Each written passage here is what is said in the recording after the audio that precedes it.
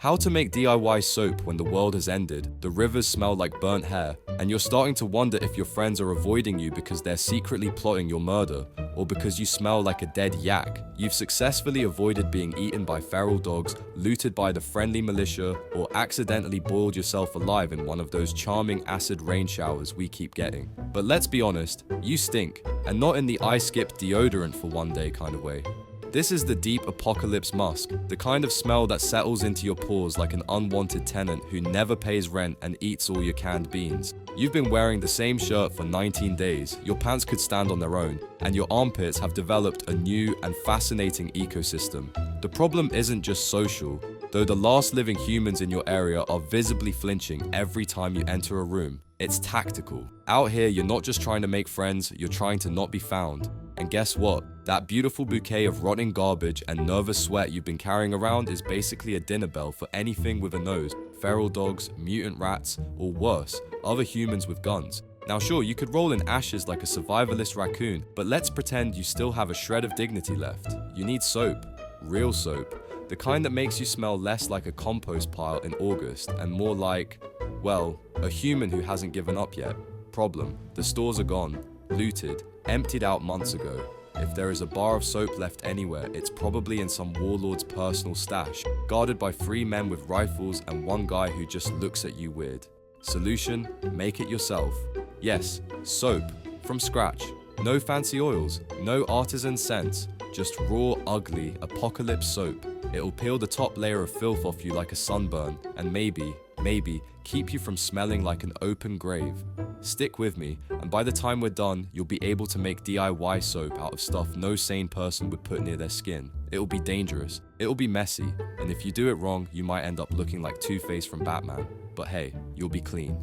It's a cold morning in the wasteland, not the crisp, refreshing kind of cold, more like the damp, bone-deep chill you get from sleeping in a concrete ruin while wind slides through shattered windows like a thief. You've been up since before dawn, not because you wanted to, but because something was sniffing around the camp. Something with claws. The fire is dead. Your last bit of clean water is in a cracked bottle, half frozen.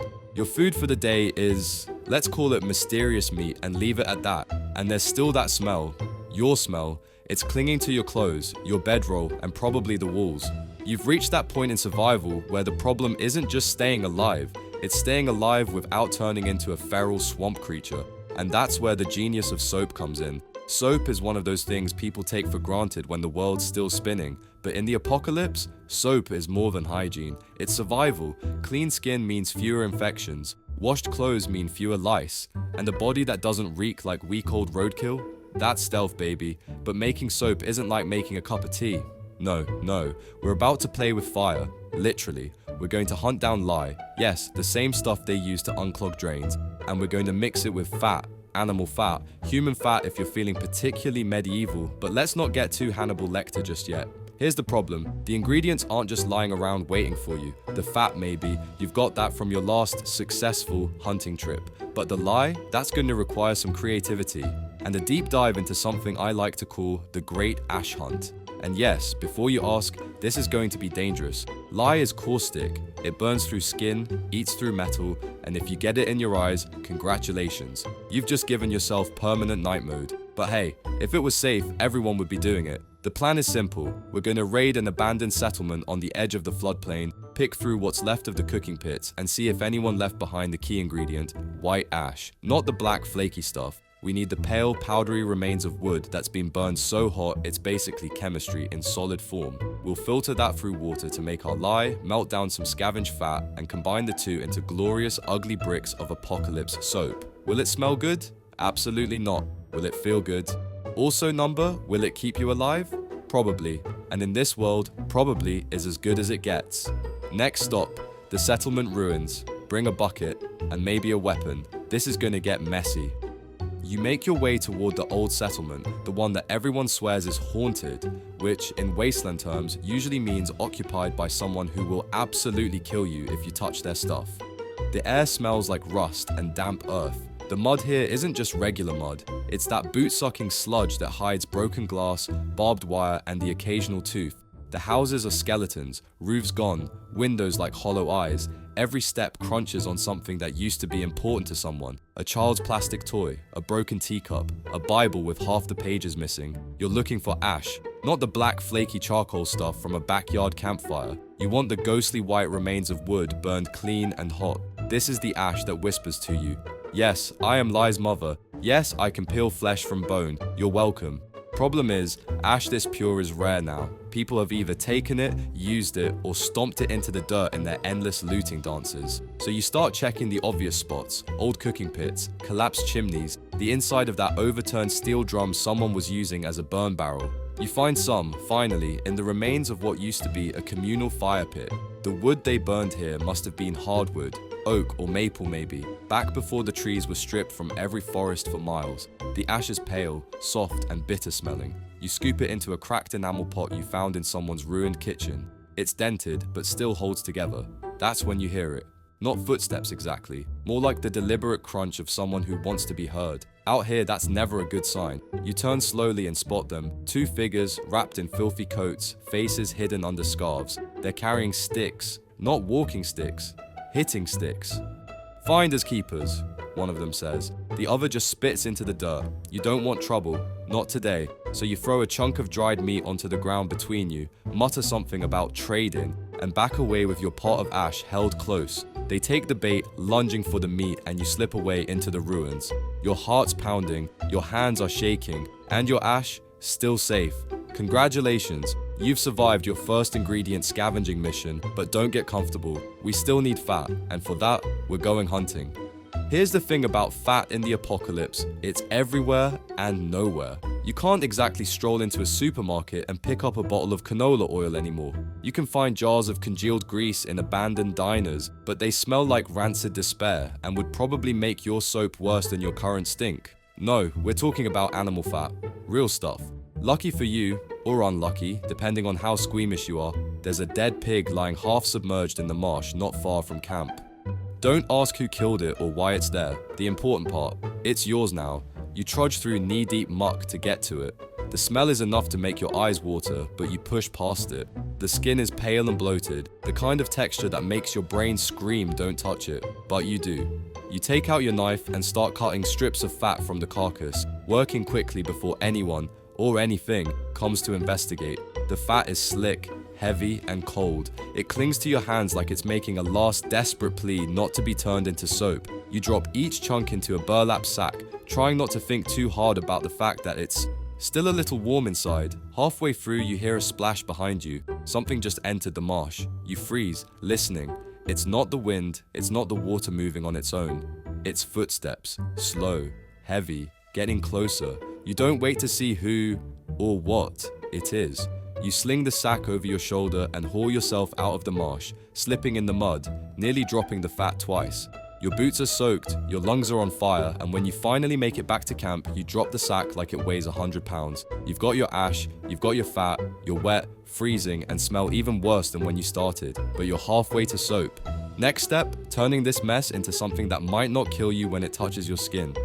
Back at camp, the rain's threatening to start up again. Not the nice, fresh kind of rain that city folk used to cry about in poetry books, no. This is the chemical drizzle that eats holes in your tarp and makes your skin itch in ways that have you checking for extra limbs later. You hustle to get your ash covered before it turns into something that belongs in a horror movie. Now, here's where we stop pretending we're just making soap and admit that what you're about to do is basically cooking poison. Lye, sodium hydroxide, or potassium hydroxide, depending on your wood source, is the key to soap making. It's also the key to dissolving human bodies, so, don't spill it on yourself unless you want to do an involuntary skin peel. You find a tall, narrow container. In the good old days, you'd use a wooden barrel. Out here, you've got a cracked plastic trash bin and an old metal bucket that smells faintly like burned paint. That'll do. You dump the ash in, pack it down with your hands and gloves unless you enjoy tingling fingers. Then grab your water source. Ideally, you'd use clean, distilled water. Unfortunately, what you've got is melted frost you collected off your tent, strained through a shirt that hasn't been washed since. Actually, never mind. It's fine. Here's the trick. You leach the ash. You pour water over it slowly, letting it filter through, carrying the potassium salts with it, and drip into your collection bucket below. It comes out looking like the world's worst cup of tea, pale yellow, faintly oily on top. That's your lye water. How do you know it's strong enough? Old school trick, drop a raw egg in it. If it floats just right, you're good. Problem, you don't have an egg.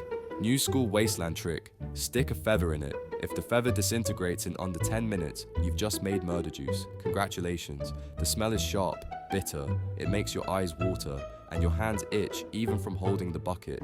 You set it aside, far from where you sleep, because one bad roll in your sleep and you'll wake up without a face. The science part? Lye breaks down fat into glycerol and salts, the stuff we call soap. The wasteland part? Lye also eats through leather, cloth and skin faster than hunger eats through your last can of beans. So yeah, treat it like it wants you dead, because it does. Now we deal with the fat. Your burlap sack of marsh pig chunks smells like someone left a ham in a sauna for a week. This is fine, this is normal. This is the cost of not smelling like swamp death later. You set up your lab, which is really just a rusted grill balanced on 2 cinder blocks, fueled by a pile of scavenged wood and a bit of old motor oil to get it started. The flames are uneven, licking up in bursts that make you step back unless you want to lose your eyebrows. You toss the chunks of fat into an old cast iron pot you found behind a diner. It's pitted and blackened, but the metal's thick enough to survive this abuse. Slowly, the fat starts to melt, turning from pale, slimy lumps into a glossy pool of liquid that smells both terrible and strangely delicious. You shake your head, don't think about it. Rendering fat is about patience. If you rush it, you scorch it, and then your soap smells like a burned shoe for eternity. So you stir with a stick, because stirring with a metal spoon means you're one slip away from branding your hand like a cow. Bits of gristle and meat float to the top. You scoop them out with a bent tin cup, tossing them aside for later use. Later use here meaning bait or bribes, not dinner. Even you have limits. The fat becomes clear, golden, and shimmering in the firelight. You feel almost civilized. Like maybe you're one of those old-timey pioneers instead of a half-starved chemical enthusiast squatting in the ruins of a shopping mall. By the time the sun's dipping low, you've got a pot of pure rendered fat and a bucket of lye water sitting side by side like 2 enemies waiting for a duel. Tomorrow, they'll meet, and when they do, something new will be born. Something that will save your skin, literally. Morning comes with that grey, nuclear soup sky that makes you wonder if the sun actually still exists or if it packed up and left sometime in the first year. You're stiff from sleeping on your bed, a stack of flattened cardboard and 1 questionable sleeping bag. But today's the day, time to make soap, or chemical warfare. You set your workspace a good distance from camp. Why? Because this is the dangerous part. Combining lye and fat is like introducing 2 people who hate each other and arming both of them. They'll fight, they'll hiss, and if you're not careful, they'll take you down with them. You pour your golden rendered fat into a slightly less terrible pot than the one you used to melt it. The pot warms over a low fire. You don't want a rolling boil, you want a lazy simmer. You grab your bucket of lye water, and this is where the fun begins. The rule: pour the lye into the fat, not the other way around. Why? Because if you reverse it, you'll create something between a medieval weapon and a chemical geyser, and you will end up in the before picture of a cautionary tale. You pour slowly, stirring with that same wooden stick you've been using since the rendering. The fat resists at first, then thickens, turning cloudy. It's like watching 2 enemies shake hands reluctantly while still plotting each other's murder.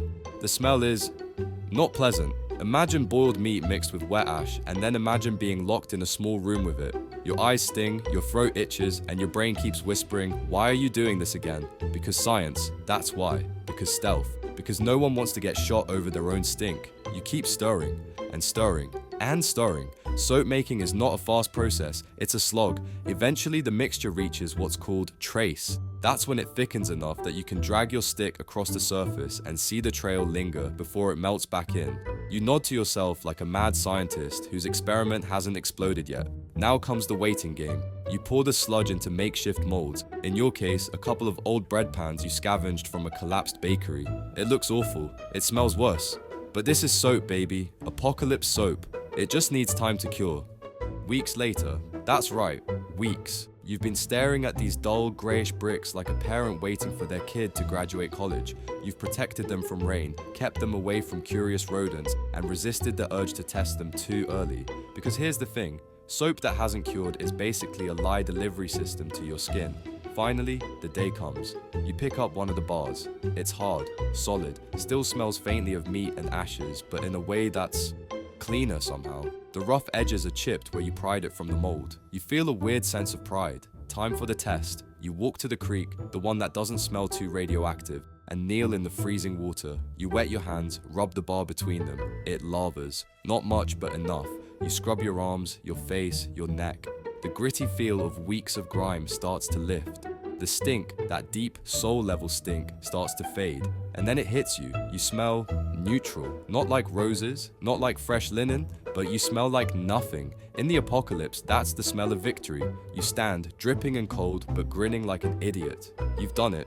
You've taken ash from a dead fire, fat from a dead pig, and turned it into survival. The science worked. The gamble paid off.